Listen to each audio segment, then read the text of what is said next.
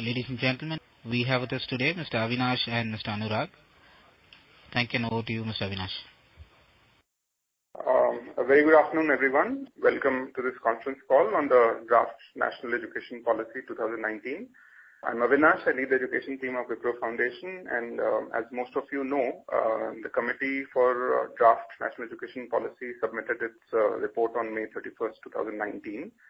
And the Ministry of Human Resource Development, interestingly, one of the recommendations of the policy is to rename it as Ministry of Education, seeking input suggestions on the draft. And as most of you already know, Wipro Foundation has been deeply invested in the area of school education for a couple of decades now, and we have a network of about 130 educational NGOs at present, working in various geographies and various areas of and aspects of school education. And and I'm delighted that we have, I think, about 70 odd participants representing about 40 of our partner organizations joining us on this call. It is also a privilege to have Anurag, who, as most of you already know, is the CEO of the Azim Premji Foundation and the Vice Chancellor of the Azim Premji University, and also the Chief Sustainability Officer of Wipro on the call. Anurag was a key part of the drafting committee of the Draft National Education Policy 2019. And, I would like to request Anurag to, begin the session with perhaps telling us a little bit about how Azim Premji Foundation institutionally and he personally came to be involved in the drafting of the National Education Policy. And also the nature of this engagement, and then we will take it on from there. Thanks, Avinash. Good evening, everybody. I will take you to 3 steps. One, I will talk about how we came to be involved, as Avinash suggested. That will be very brief. Second, what I will do is that I will talk about some of the principles that are underlying the policy. They sort of tie it together, and if one articulates them before going into the policy, perhaps the policy seems more integrated. So that's part 2. Part 3 is that I'll just take you through the highlights of the policy. The policy is 484 pages long in English, so it's very hard to even talk about the highlights, all the highlights. So I'll just touch upon some of the things that I think are very, very important. Not that stuff that I'll not bring up are not important matters. It is just that given the time that we have, we can only talk about a few things.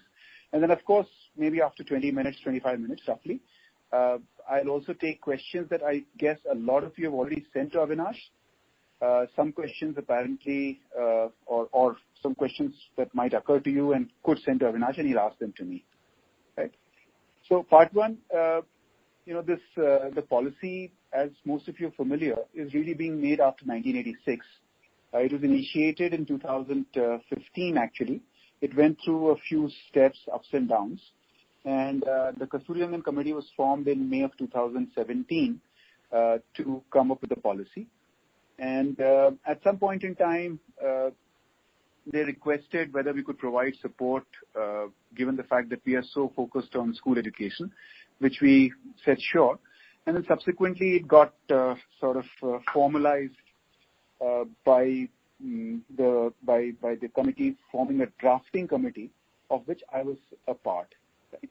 That was our involvement. What it meant, of course, is that it has given us the privilege of being able to contribute to something which is so potentially seminally important, but also has been a wonderful experience for all of us. Right? So that's the background. I'm going to lead on to the second part of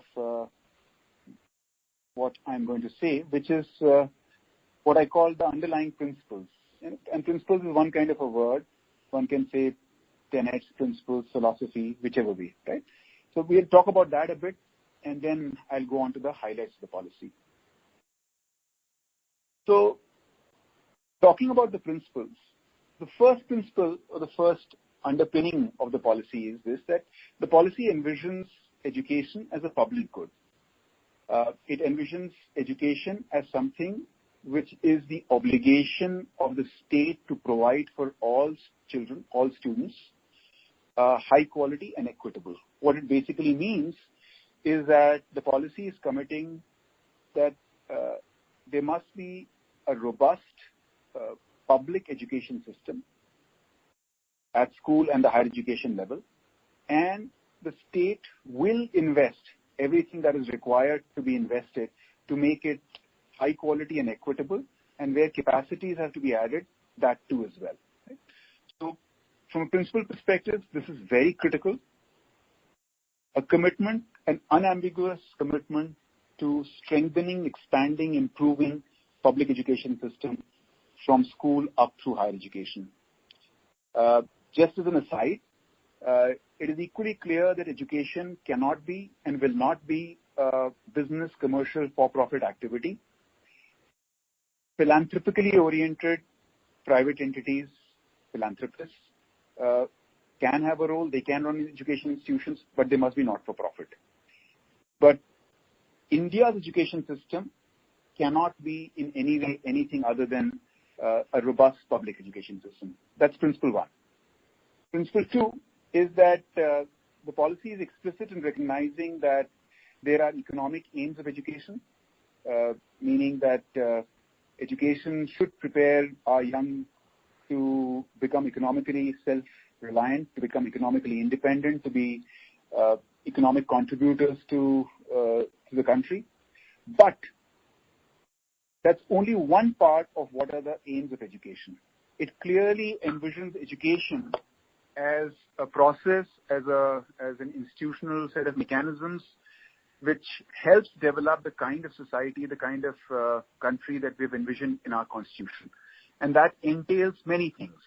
And therefore, in simple ways, it envisions education for the whole development of the human being and of citizens in this country. Right? And that's a very important reaffirmation to make, because as most of us are familiar, there has been a gradual erosion over the past 25, 30, 40 years of education narrowing into becoming a purely economic process in the minds of many. The policy is a very strong reaffirmation that while clearly education has economic ends, the ends of education are way beyond economic. Right? So that's two.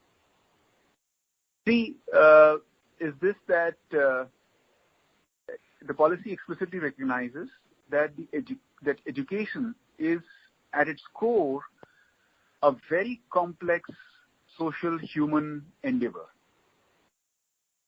What that means is that it requires extraordinary human tenacity and human capacity to be able to do a good job of education. What that means, quite simply, is that teachers are at the center of education. And therefore, there are implications of all kinds. Right? But very clearly, teachers are what make or break an education system, or make or mar an education system. And therefore, teachers must be invested into, teachers must be given support, teachers must be given importance, and so on and so forth. Right? So I think that's the third central principle, that education is a complex, deeply complex social human process, and therefore human agency, human intervention at the front line of education, which happens through teachers, must get its due importance in every possible way. The fourth matter of principle, and there are many other principles, I'm not going to be able to articulate all of them here. I'll stop with the fourth one. And the fourth is that if education has aims which are in the way I described them, and if it is a complex social human process enabled by the teacher or made to happen by the teacher, then all other elements of the education system must align in support of the teacher to make that kind of good education happen. What that means is that then the system must provide adequate resources, the system must provide the kind of culture that is enabling to the teacher, the system must have the regulatory culture and the administrative culture which enables this kind of education to happen. In a sense, that there must be a deep sense of integrity and consonance between the different elements of the education system with the purpose or the aims of education, and with the the basic idea and the basic notion that education is a complex social human process. Right? So those are 4 matters of principles that are there. As I said, there are multiple other principles, and most of those principles can be also construed as corollaries to perhaps some of these principles that I talked about, but there are other principles. I'm not going to touch upon all of them. Right? So that's sort of end of part 2. And part 2 was about principles. I'm going to move on to part 3, which is about some of the highlights of the policy. And as I said, I can only take some of the highlights, and which in no way means that there are not other important things or not other equally important things. There are, in this 484-page document, there are so many important things that they just can be sort of understood, appreciated only as you read through the entire policy. Right? So I'm taking the highlights, and I'm deliberately going to go through the highlights in the flow of the policy document itself. Meaning, I'll go sort of chapter by chapter, and I'll basically focus on the school education and the higher education side. There are chapters subsequent to that. I won't necessarily take them up, right? And I'm not going to cover all chapters. And this is quite deliberate because then for those of you who have read the policy already, or those of you who have not read the policy, then it sort of gives a frame as to what am I picking up, right? The start is really with this, what I think is one of the most transformative parts of this policy, is this extremely strong reaffirmation for the importance of early childhood education, and this absolutely explicit commitment of strengthening, expanding, improving a very high quality early childhood care and education system in the country. This that I'm talking about has multiple aspects as one can be imagined. I'll just touch upon 2, which is that from an institutional perspective, the policy states that the implementation of this must happen in a pragmatic manner. The policy states that, therefore, the Anganwadi system must be strengthened. Policy states that where possible, pre-primary classes must be there along with public schools. But there need not be some kind of a whole-scale churning institutionally. The important point is to make sure that early childhood care and education institutions which are high quality are available to all children in accessible distances. That's the important point. Second important point there is that it's quite clear that over the past 15, 20 odd years, the Anganwadi system has expanded. However, while it might be doing well or it might be doing in a mediocre manner its task of providing nutrition and other kinds of support to young children, it's quite inadequate on the matter of education. And therefore, the Anganwadi system does need to go through a significant, absolutely significant development of capacities and reorientation on how to take up this matter of early childhood education. This entails multiple dimensions of action. It entails most obviously a dimension of action on Anganwadi workers. They should be called teachers. They should have adequate education and training, and so on and so forth, right?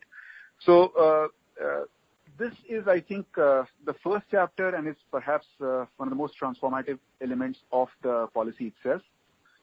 I'll mention something here in the context of this first chapter, and it has a direct relationship to chapter 4, which is about curriculum and pedagogy, but I'll mention it only in the context of early childhood here. And the policy envisions that the entire school structure will be reformed and changed. And when I say the entire school structure will be reformed and changed, I'm referring here not to institutional restructuring, I'm referring here to curricular and pedagogical restructuring. And the curricular and pedagogical restructuring will happen in the format of 5 plus 3 plus 3 plus 4, meaning from age 3 to 8, which is up to grade 2, will be sort of one curricular block, one curricular pedagogical block. And this is age cohort based. And then what we call today class 3, 4, 5 will be the next curricular block. And then you will have 6, 7, 8, which is the next 3. And then you will have 9, 10, 11, 12, which is the 4. So that's how 5 plus 3 plus 3 plus 4, right? It's a significant departure from the way we have envisioned schooling, and it's based on the developmental stages of children. To come back to early childhood, and that's why I brought up the issue of 5 plus 3 plus 4 now. To come back to early childhood is envisioned not just ages 3 to 6, but it's actually envisioned ages 3 to 8. And the same kind of curricular approach would be adopted for this entire age cohort, really. Right? For this, a relevant curriculum needs to be developed at the national level, curricular framework, then at the state level, and so on and so forth. Right? I'm going to move on to chapter 2, but not without recapping that there is an explicit commitment to very, very high quality early childhood care and education for all children in this country. It is clearly backed by the growing body of evidence of the past 25, 30 years as to how important that age cohort is, not just at that age, but subsequently for life. Right?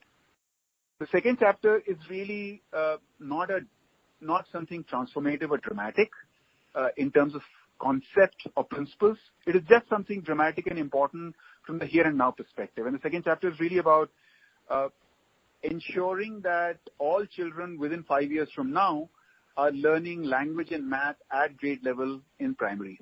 And there's no further deficit subsequent to that. There are multiple sort of programs envisioned within the policy for that.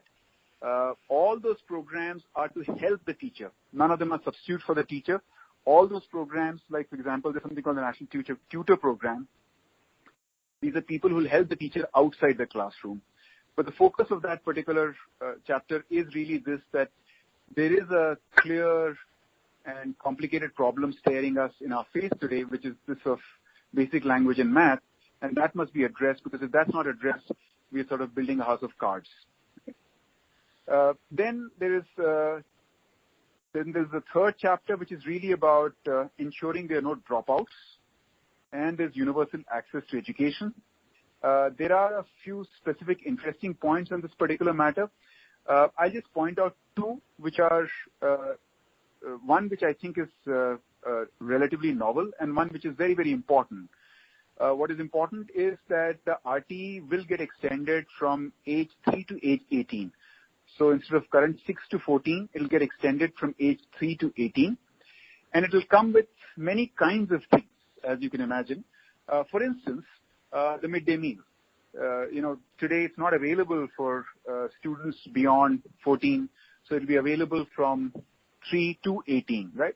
And in fact, the midday meal itself will be expanded, and it can then no longer be called the midday meal, because there also will be breakfast. So the first part about this, making sure that there is universal access and there are no dropouts, is about the right to education being expanded. That's part one. There are many other specific matters, but the one particular matter which I find interesting and novel is that there's an explicit commitment to appointing social workers in school complexes. And I'll come to school complexes in a bit.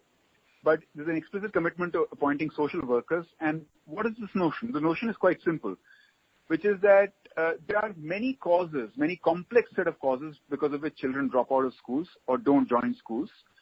Many of those causes are within the educational structure, within the educational institution and system, but many of those causes are outside the education system, within the community, within the family.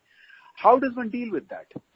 There's no way to deal with that if the entire responsibility of that is given to teachers or to principals. They can't do it. They have got full jobs on their hand inside institutions. Certainly they should be connected with the community. Certainly they should play a role in the SMC and stuff like that. But the kind of effort required to make sure that communities understand, respond, are fully engaged in making sure that all children are going to school, it requires just a different order of effort. And therefore, there is appointment of social workers. We will have similar service conditions to teachers in all the school complexes. Right? I'm going to move on.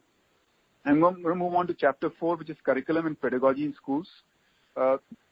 Almost all of you are deeply into school education. This chapter is a chapter that I think would be very useful to read in great amount of detail. One important starting point of this chapter I've already mentioned, that the entire curricular restructuring of 5 plus 3 plus 3 plus 4, the 5 and the 3 and the 3 and the 4 refers to years, number of years, and it extends from up to grade 2, then grade 3, 4, 5, then grade 6, 7, 8, and grade 9, 10, 11, 12, which is seen as one block, right? So I think that's one important, very important part of this policy on the curriculum and pedagogy side. I'll just mention a few more, and then I'm going to move on. One, that there'll be no status hierarchy across subjects, fields, areas. So there'll be no notion of extracurricular, co-curricular, and so on and so forth. Everything will have the same status hierarchy, and that will be reflected in assessment, in crediting, grading, and so on and so forth. What that means is that music and art and sport and physics and math and vocational streams, all of them will be equally important. Right? And that's a reasonably radical departure from the notion of extracurricular, co-curricular, etc. Right? So that's one important point. The second important point is that if we are talking about the kind of capacities that school education must develop, critical thinking, constitutional values, ability to solve problems, social capacities, if all that is what is required as aims of education that we are working towards, then certainly a new national curricular framework that builds on the wonderful work that's happened in the past needs to be developed. But importantly, that national curricular framework must ensure that content load of the curriculum, and I'm being specific here, content load of the curriculum must be cut down substantially.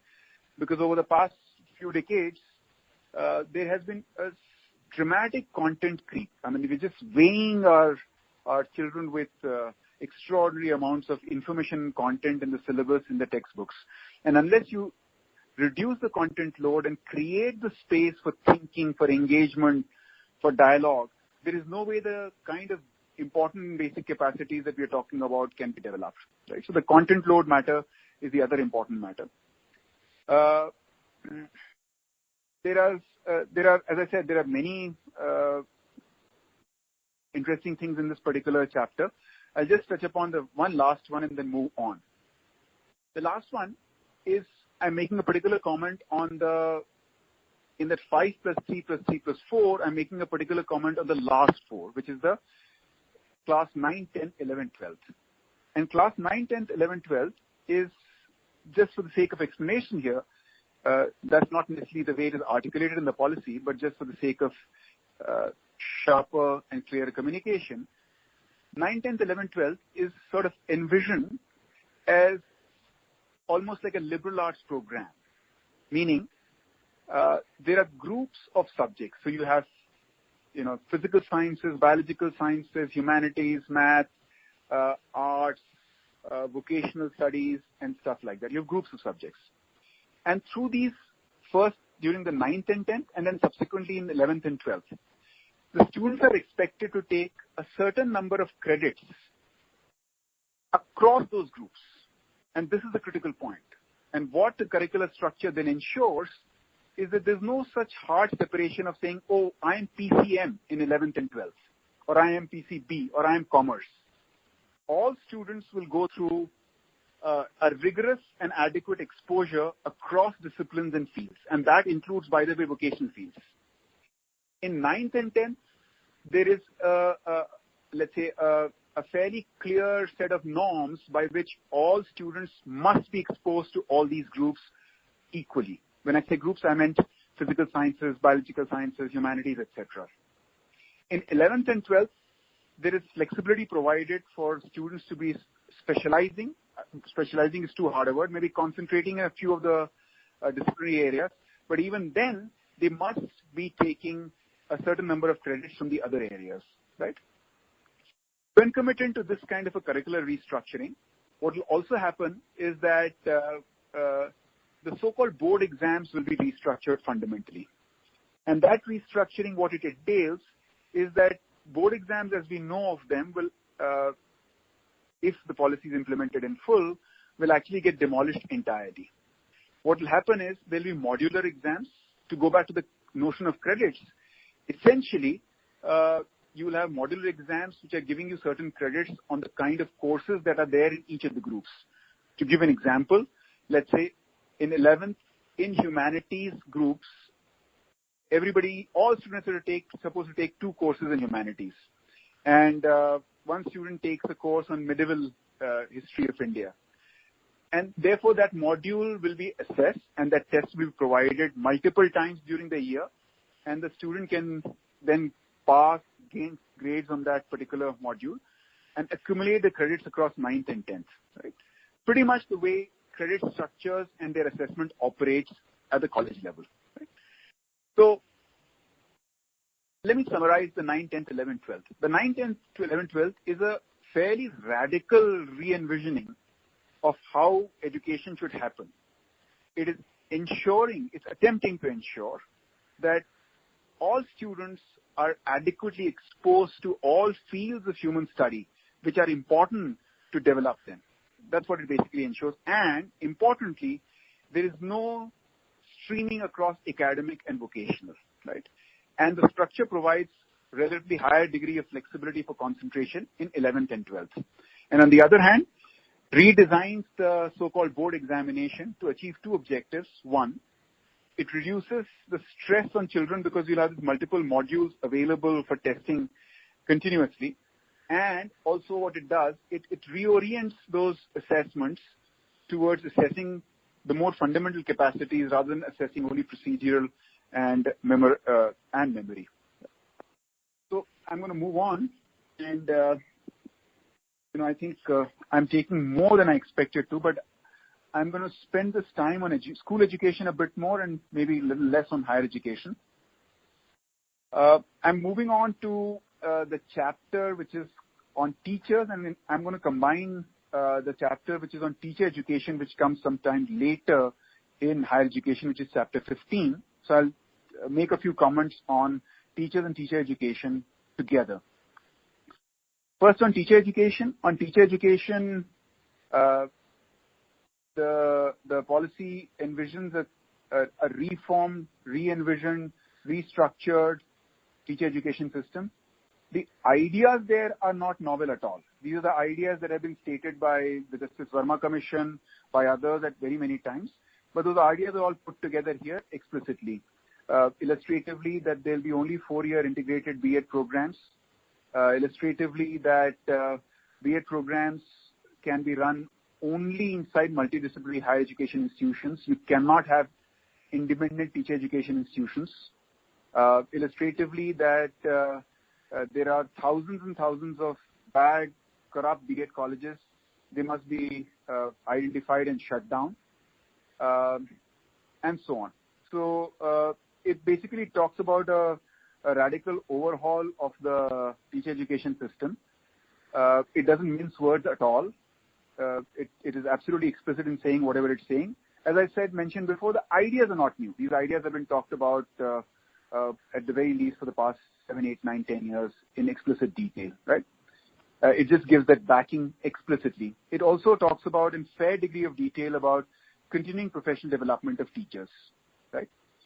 We know that even as B.Ed or the teacher education system, the pre-service system improves, it is going to take a while before the effects of that are felt inside the school education system, and therefore it's very critical that we provide support to existing teachers. So that's on teacher education. On teachers, it has, I think, many important matters. Most of all, that teachers must have the central role in education, right? And the importance of the central role is actually going to be exhibited not by lip service, but by the kind of things that we're talking about. So if you're talking about teachers as being important, then we have to invest into their capacity. And that investment must be public investment. That teachers must be provided adequate resources. Most importantly, that adequate number of teachers must be appointed, and that there must be no para teachers, no Shiksha Mitras. All teachers must have equal status, right? And this is, again, from our system perspective, this one is a pretty radical thing, that the service conditions and compensation of teachers across classes, across the 5 plus 3 plus 3 plus 4 must be the same. And that is a very radical departure. As most of you know, teachers today are incented to go on from primary to so-called secondary to higher secondary because the service condition compensations are very, very different. Equating service conditions and compensation is a recognition that you need a very high degree of specialization and very high capacities to be able to be a primary teacher or an early childhood teacher as much as at the higher secondary level, right? There are very specific things on teacher accountability, and the teacher accountability, as you'll read through it, is very empathetic to the complex role of the teacher.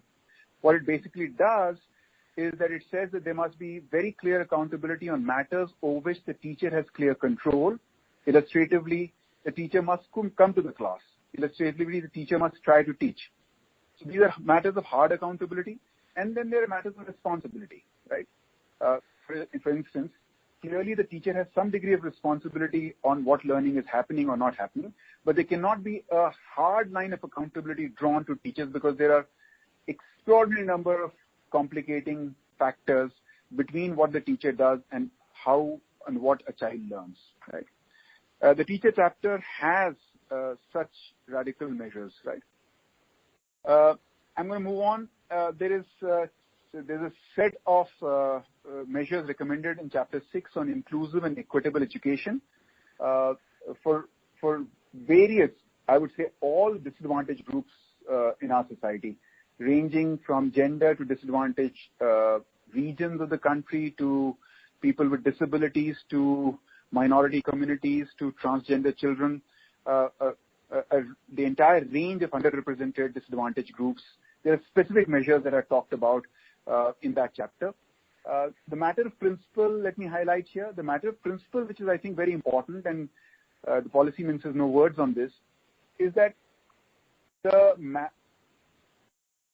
if we are absolutely serious about providing equitable education to those who are disadvantaged and underrepresented, it can happen only when we commit to extra investment for them. What it basically means is that if the average per child expenditure is 20,000 rupees in the public system, let's say in the state of Karnataka or Gujarat or wherever, what it means is that we'll have to be investing maybe double that amount for groups that are disadvantaged.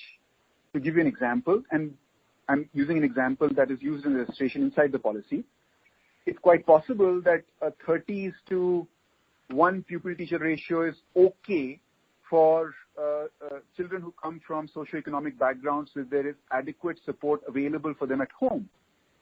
But 30:1 may be just too much, absolutely too much for children who have no support at home. And therefore, the pupil-teacher ratio for such disadvantaged communities should be 15:1, right? So I won't go into the details, but the matter of principle is that we have to provide high-quality, equitable education to the disadvantaged groups of our country, and for that, extra investment is required.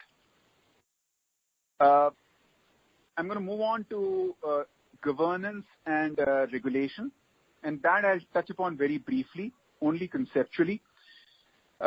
On the governance side, the basic principle of governance is empowering the schools and regulating on the basis of absolutely minimal criteria, right? And when I say minimal criteria, we know that in our country, if you have 500 criteria to regulate on, no regulation happens. So have minimum regulatory criteria, but regulate on that very effectively, very, very effectively, right? And then empower the schools. Right? That's sort of the principle behind this. Administrative unit of governance that is envisioned in the school is really now what we have called the school complex. It's not a new idea at all. It's there from Kothari Commission onwards. And essentially what it's saying is that you take a geographically sensible region, geographically proximate region, and pull together all the schools that are there, the pre-primary schools, the primary schools, the secondary schools, into one administrative unit, which is called the school complex. Just to be clear, the schools institutionally remain where they are. They are not being shut down or brought into one place. But in a school complex, there would be 15, 20 schools, including one integrated high school, right? And that is the primary administrative unit. It has many kind of advantages. If you read through the chapter, you will see some of the clear advantages. Some of the advantages are very basic resourcing advantages. Let me give you an example. Today we will talk, today the policy will say that there should be sports teachers and music teachers and so on and so forth. But there is no ability to appoint such sports teachers and music teachers. But when you start thinking of a school complex which has 15 schools, it's far more resource efficient and therefore easier to be appointing music teachers and sports teachers and all subject-based teachers because you're pointing to the complex, right? So the basic administrative unit will be the school complex with a substantial amount of empowerment there. On the regulatory side, and the regulatory side has its own complication because unless you get into the nitty-gritty, things don't become clear. I'll just state the matter of principle, and the matter of principle here is that when you look at the public system or when you look at the education system, the same bodies should not be playing different roles. What that means is, and that I'll give you a particular example with which it will become hopefully clearer. If you look today, the Department of Public Instruction or the Directorate of Education, they not only run the schools, they also regulate the schools. So the BEO is also operating the schools and is also regulating the schools. So these functions will get separated out. There will be an independent regulator called the State School Regulatory Authority. And the job of the BEO, DO, etc. will just be to make sure that the public schooling system is improving. The SSRA, the School Regulatory Authority, as it's abbreviated, will regulate all schools, including public and private schools, right? So that's the sort of the matter of principle in there. I'm going to move on very quickly and perhaps spend 5 minutes on higher education, because some of the things are, in many senses, in higher education, a far more radical departure from the current situation than they are in school education. In school education, other than the matter of the dramatic investment in early childhood and the sort of the transformative nature of the curricular structure, a lot of the stuff that is there in school education is a very important reaffirmation of existing approaches and policies which have either been not done or left half done, right? But on the higher education side, much of what the policy states is in very many ways an absolute radical departure from what our higher education is today. In higher education, I'm not going to take you through chapters. I'll just point out a few highlights, and then I'm going to stop speaking, and then I'll open it up to questions, Avinash, for you. So, one, on higher education, it envisions an entirely new institutional structure. It envisions no affiliating universities. It envisions no affiliated colleges. It envisions that there will be no monofield institutions. What I mean by monofield institutions is engineering colleges, medical colleges, fashion technology colleges. It envisions an absolutely changed institutional set of structure. What it envisions is there will be all higher education institutions will be multidisciplinary institutions which will offer the entire range of undergraduate, graduate programs. And when I say multidisciplinary, I do mean humanities, physical sciences, social sciences, arts, vocational, professional, all those, right? So all institutions will be multidisciplinary institutions. One. Two, there will be only three kinds of institutions. One, universities that are focused on research but do teaching.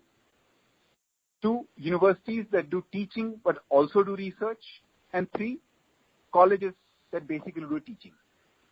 Now, there is implicit in this, but let me point it out very clearly. from the current situation of the 60-odd thousand colleges that are there, or higher education institutions are there, the policy envisions that this will be consolidated into about 15,000 colleges and universities. So a substantial reduction of the number of colleges and universities, but a substantial increase in the size of the individual college and university, and thereby an expansion of the capacity. Now, this intertwined process of consolidation to make bigger education institutions is absolutely necessary to have multidisciplinary institutions. Because unless you have large institutions with large students and a larger faculty, you cannot have multidisciplinary institutions. So this radical institution restructuring is a big part of the policy. The second big part of the policy is that then all undergraduate education in India should be liberal education, meaning all students sort of go in and they have the choice to do a mix of disciplines and fields. And of course, subsequently, they specialize into something. And also, this kind of liberal education would actually give the possibility to all students of multiple exits and multiple entries, meaning you join higher education and after 1 year, you could leave and come out with a certificate of higher education. After 2 years, you come out with a diploma. After 3 years, you come out with a BA or BSc. After 4 years, and the policy does talk about a 4-year undergrad degree, come out with a bachelor's in liberal arts or with a bachelor's with an honors degree, right? So, again, one is the radical institutional restructuring. 2 is the radical restructuring of the notion of undergraduate education to ensure that all undergraduate education is liberal education, and then, of course, leads to specialization. Right? Lastly, lastly on higher education, and then I'll point out 2 more things and stop. Lastly, on higher education, the regulatory structure and the governance structure is envisioned to go through a complete transformation. Basically, when you have these 3 kinds of institutions, then they will be completely empowered. They will have full administrative, academic, and financial autonomy. And what I mean by financial autonomy is not that they will have to be fending for themselves to raise money, but there will be a long-term commitment by the public, by the state, for their funding, right? But they will be given complete autonomy. All these higher education institutions will be governed by independent boards. They will have the decision-making authority to appoint a vice chancellor, the directors, what have you. They will have the authority to decide which programs to run, what courses to run, what curriculum will be there, what curriculum will not be there, etc. Right? So they will have this complete autonomy. On the regulatory side, there will be only one regulatory authority called the National Higher Education Regulatory Authority. All other current regulatory authorities, which is NCI, NCT, etc., they will be reformed, transitioned out, and they will have no regulatory power at all. They will basically be professional standard setting bodies. They will just set the professional standards. They will have no regulatory role. And the professional standards that they set will really be used by the higher education institutions, the universities and the colleges, to inform their curriculum development, right? As you can imagine, this is a very radical re-envisioning or re-architecting of the higher education system, right? Envisioning this regulatory system where there's only one regulator, and which also therefore regulates on the basis of very minimal things. What it regulates on the basis is, 1, that there's probity and honesty in running the institution. 2, that it's a not-for-profit institution run for public purposes. And how will that get ensured? They'll get ensured by auditing norms that are as rigorous as that of Section 8 companies. And 3, that the institutions that are running have enough financial stability, whether through public sources or private sources, right? So, I'm going to stop on the higher education there. I'll just point out 2 more things and end with that.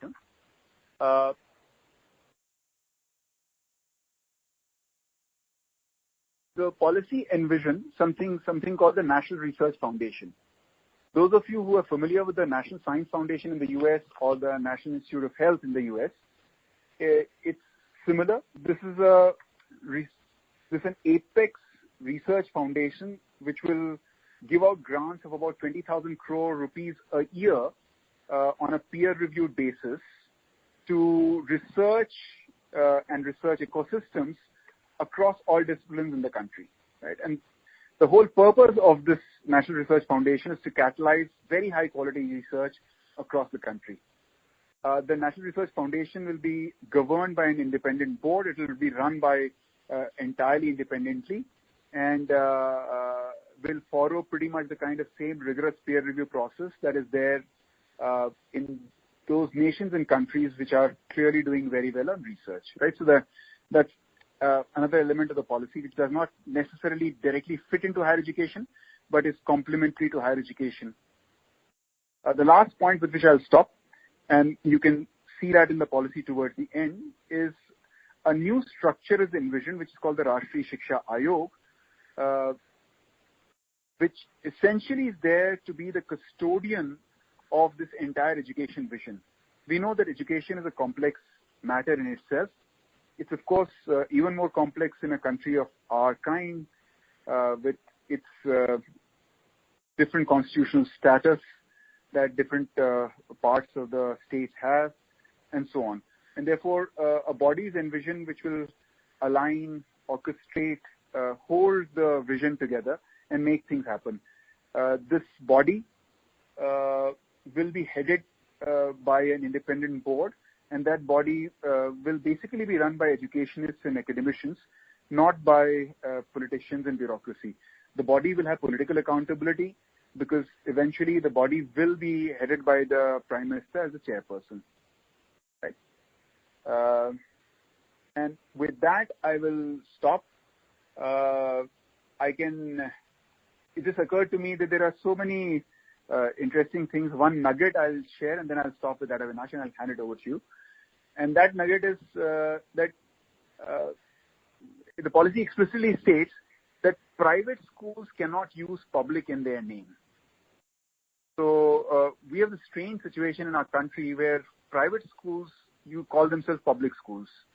So it states very clearly that once the policy is implemented, private schools can't call themselves public schools. Right?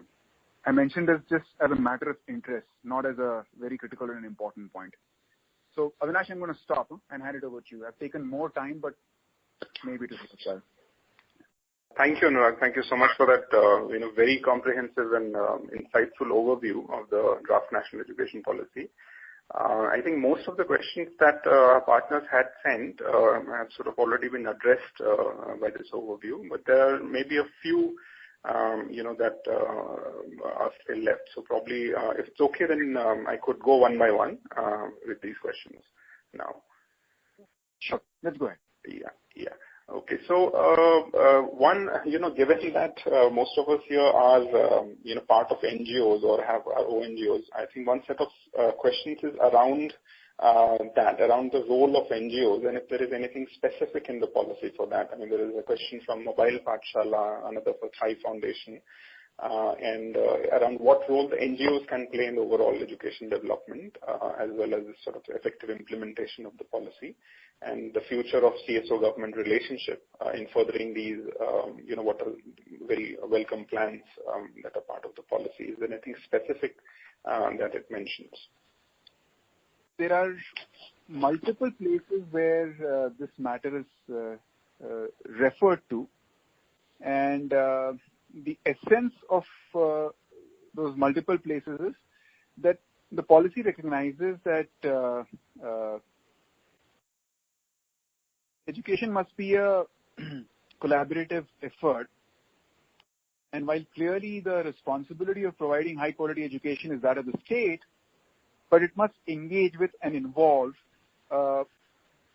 not-for-profit philanthropic efforts in education. So it's referred to, for instance, it's referred to in the context of continuous professional development of teachers. It is referred to in the context of school regulation. It's referred to in the context of a bit controversially, because some people have asked me the question. It's referred to in the context of also that not-for-profits can set up boards of examination. It's referred to very explicitly and very strongly in the in Addendum 1, which is called financing, that there must be specific role for not-for-profit, public-spirited institutions, and so on and so forth. So it also, and I'm at this moment not able to draw it from my memory, there's actually a specific clause which talks about how there must be enabling mechanisms that the state must work on to engage not-for-profits. Right? So there's a fair bit of that there. Tonally, it's encouraging of engagement of civil society. Right.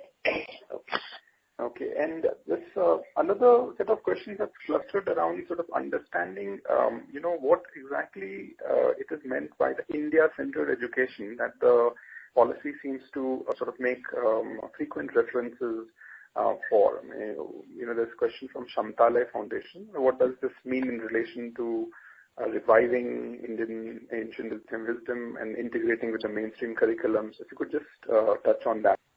Yeah. I can tell you what it doesn't mean first, and then I will tell you what it means. Right? It does not mean saffronization. Right? So if anybody were to read through the policy in any detail, what it essentially is saying is this, that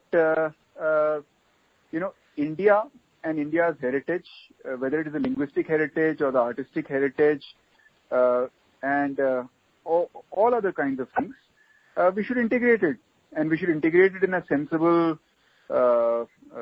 fashion. And this is not about weird stuff that there was some genetic engineering available and stuff like that. Nothing at all, which is why it would be very useful to actually read through the specific clauses that are mentioned in this particular context, right? It actually also talks about where when you go to the research side of it, it also talks about it, that, there's a lot of stuff about the Indian heritage which actually has no real research, and people are just shooting in the dark and saying all kinds of stuff. So I know that question comes from, and there's already been public criticism or comment on this particular matter, and I was very surprised basically by a lot of the comment, because basically they have not read this, and they're criticizing just because the government that has been in power is the BJP government. Therefore, there's this visceral reaction that there's perhaps saffronization and stuff like that. There's nothing of that nature. It'll be interesting to go through this whole thing. The basic thing is India, its heritage, its history, its whatever its languages are, they should be integrated in exactly in the same way that development in genetic sciences is being integrated in school curriculum. Similarly, it should be integrated. Right. And there's one set of questions, Anurag, which is around the place of specific subjects in the policy. Now, I think that also sort of reflects perhaps some confusion around what's the role of the policy and what would be the role of the national documents such as the National Curricular Framework and so on. And in the policy itself, on some matters, it goes into fair degree of detail.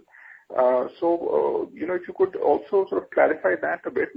In certain areas, the policy has gone into great detail, whereas in some areas, such as the place of certain subjects, such as in particular, I think there are questions around socio-emotional learning, physical education, and so on. They don't find any specific mention. Let me just talk about let's call it the sort of strategy of that part. As to why is it articulated in the manner that it is articulated in, right? One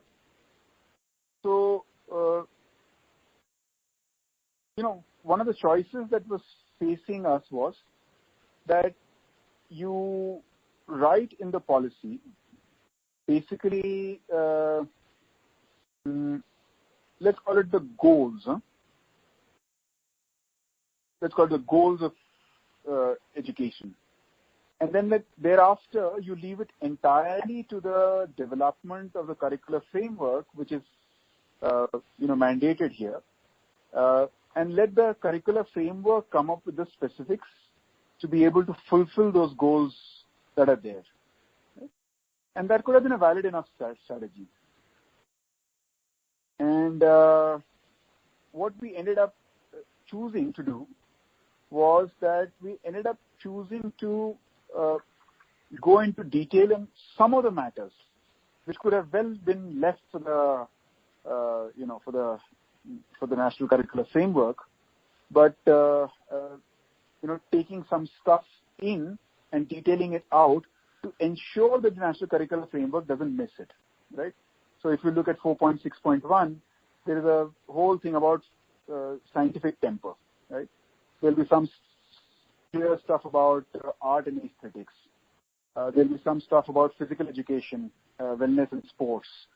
There'll be problem solving and logical reasoning. Now, this is not me suggesting that other things are not important. What it is suggesting is that this must be there. And for reasons, some of which can be, some of which are very clear, some of which are maybe not articulable very clearly, there were apprehensions that unless some things are gone into in greater detail, they may be missed out, or the emphasis will be missed out. Let's take 4.6.8, which is ethical and moral reasoning, and within that specifically development of constitutional values, right? Development of personal freedom. So it's basically a choice where we're saying, look, it's quite clear these are the educational goals. For that, National Curricular Framework has to be developed, and that can't be the task of the policy committee. However, we're just trying to emphasize that some things have to be there. Illustratively, those things are these. And using illustration doesn't mean that other things are not important, right?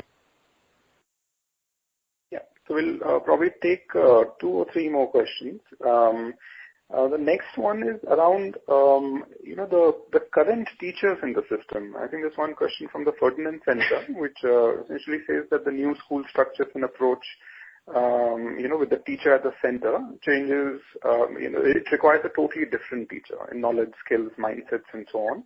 Now, but how will the teachers who are currently in the system already be able to meet the requirements? Are there things around that as well which has been envisioned and planned? That comment is absolutely valid and accurate, right? That so even without this policy and its statement, most of us know that the kind of expectations that we seem to have from school education, our teachers, despite their hard work, despite their commitment, and very many of them are hugely committed and hugely dedicated. Despite that, they have not been, they've not gone through the experience and education which can prepare for these kind of expectations. So that's a reality even without the way policy is stated it. Now, what the policy does is, one, in the long term, as I've already mentioned, it re-envisions entirely how teachers should be prepared.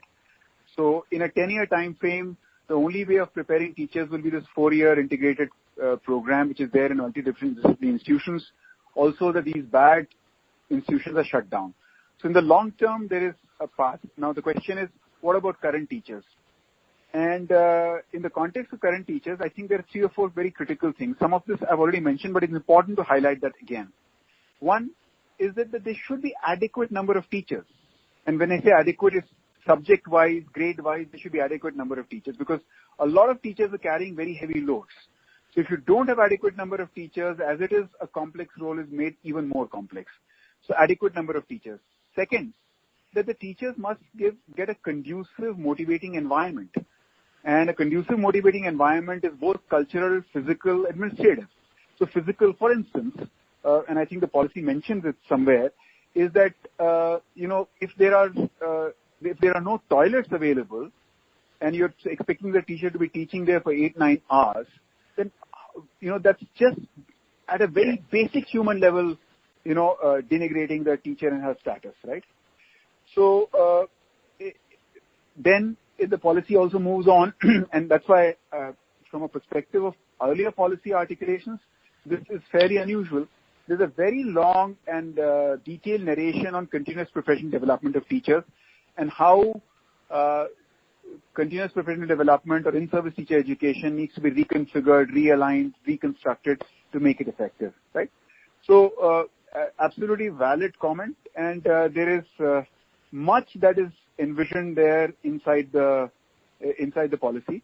But like any such practical thing, my guess would be that a lot of it has to be done on the ground, which actually will start emanating from once we start re-architecting the role or the status of the teacher in the way we think of her in the education system. Right. Next question is from NCF. Vena has written in, and she would like to know if education will continue to remain in the concurrent list. Is the policy proposing anything around that? No, the policy does not have any point on that. I mean, the policy is presumed that it will continue to remain on the concurrent list. Right. It doesn't attempt to rebalance the constitutional status of how legislation can happen on this matter. Because this question was asked, I can also mention that clearly, if you go through the policy, there are multiple matters on which there will have to be both a legislative and a legal set of actions. What I mean by legislative action is that, for instance, RT has to be amended to go from 3 to 18, right? Legal strategy, what I mean is that, let's say, if the teacher education system has to be reformed, and part of that is shutting down, bad intentioned colleges, there will always be a legal challenge mounted from the part of the bad intentioned colleges. So there has to be legal strategy. So there is no change in the constitutional status of the subject itself, but there has to be a legal and legislative strategy. So clearly, Anurag, there's many sort of strong points. I mean, there are of course some reiterations of points that were made by earlier policies and so on, and there are a few new ideas and so on as well that have been suggested. But overall, in your view, what do you feel would be the sort of the weaker aspects of this policy? If you were to pick one or two of these, which you felt could have been stronger or could have been done in a slightly different way?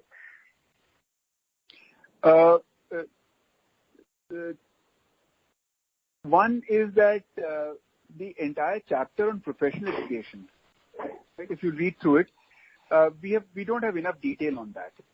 And while the principle of it is clear that there should not be any monofield institutions, but this whole matter that we have such a large professional education sector, medical through engineering through this, and they have so much of political power, so to say. How will that transformation happen? There is inadequate detail, inadequate fleshing out of that particular matter in that chapter. I think that's perhaps the weakest part of the policy. And, we've actually recommended in that chapter that another committee needs to be formed, which actually will then derive the transformation plan of the professional education sector from the way it is currently to what it should be. And what it should be on the basis of the principles that are articulated in this policy. But how will that happen? That's very, very, very inadequate, right? The other thing that I think is not as inadequate, but if you ask me, we don't have the same level of satisfaction with that as we would have with, let's say, early childhood education or the institutional restructuring of higher education, is this whole matter of vocational education. Again, I think the vocational education is stronger than the professional education part, but it's weaker than the rest of this thing. And also, again, because a lot more work needs to be done to understand what kind of vocations are required in this country for people to become self-reliant and also to be able to be, let's say, getting the kind of opportunities that the changing economy is offering them. Right? So I think those two parts are the relatively weaker parts. Professional education is explicitly recognized and stated that we have to form another committee to take it forward. Right. So the last question, which is around, you've been closely involved in this process for a long time now, and so what has your overall personal kind of experience been with this, and what do you sort of see the future of the policy to be? Pretty much everybody on the call must be familiar with the Kothari Commission, and all of you must be therefore familiar with Mr. J.P. Nayak, who was the member secretary and one of the most important figures in the history of education in India. Mr. Nayak, who was the member secretary of the Kothari Commission, in 1978 or 79 wrote a book called Education Commission and After. And so that essentially he was ruminating over what are the kind of mistakes that he ended up making, or I won't say he, but they ended up making, and what is his assessment 10 years after, right? So the reason I'm telling you that background story is that when we started on this whole thing in late 2017, actually all of us who were involved with this, we read this Education Commission and Master, right? Knowing fully well that there's going to be a repetition of the same thing, right? So one of the most clear dangers that is there with a policy of this kind is that it'll get implemented in piecemeal basis, and which was Mr. Nayak's, big problem, right? It'll get implemented in piecemeal basis, and when things get implemented in piecemeal basis, the easier things get implemented, the tougher things, which are the more fundamental issues, that don't get implemented, and so on. So I think that's a risk that stares us in the face, right? And to a greater extent or a lesser extent, that is going to happen. There's no doubt about that, right? But it's okay. I mean, that comes with the territory, because if you're talking about something as comprehensive as this and something for the next 20 odd years, this is going to happen. So I think that's the greatest apprehension that I would have,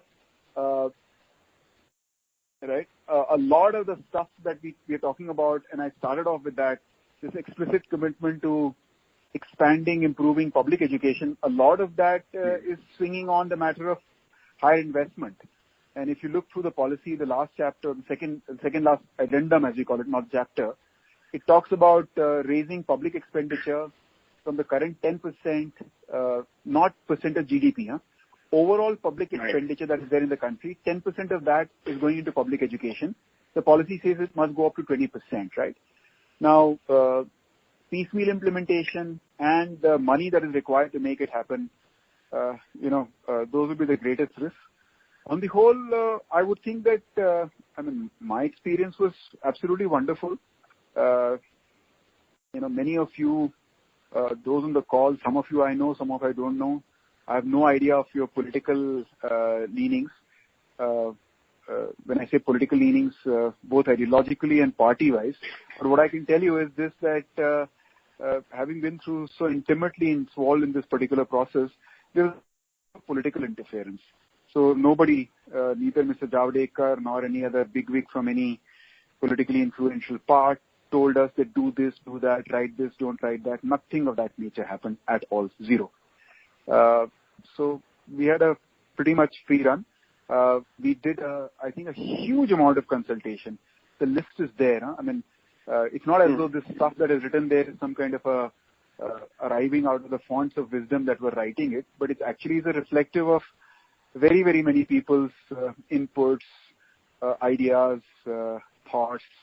Not just people whom we consulted, but clearly also people who've been working in education for the past 30, 40 odd years, right? So it is built on, it's not something that's there in vacuum, or got constructed in vacuum. It builds clearly on, why Kothari Commission, from Radhakrishnan Commission onwards, it builds on that. Right. Anurag, thank you so much for taking out the time to give us an overview of the draft national education policy. I think it has been immensely useful and valuable. And for the benefit of those friends and colleagues who joined a little later or who are not involved in the initial chain mails, we have circulated a summary of the draft national education policy. One is a 50-page summary, and other is a one-page summary of the policy, and we would strongly encourage you to go through it. It will give you much it will help you make an informed view around this. We'll also put up the recording of this session online, share the link with everyone so that those of you the colleagues who could not attend it could also listen to it. Unfortunately, some people dropped out in between for a little while and might have missed some parts of it, so it will be useful for them as well. So once again, Anurag, thank you so much. Thank you to all our partners who have joined us for this conference call. Thank you. Thank you so much. Bye. Yeah, thank you, sir. Ladies and gentlemen, this concludes your conference call for today. You may all disconnect your lines now. Thank you. Have a pleasant day.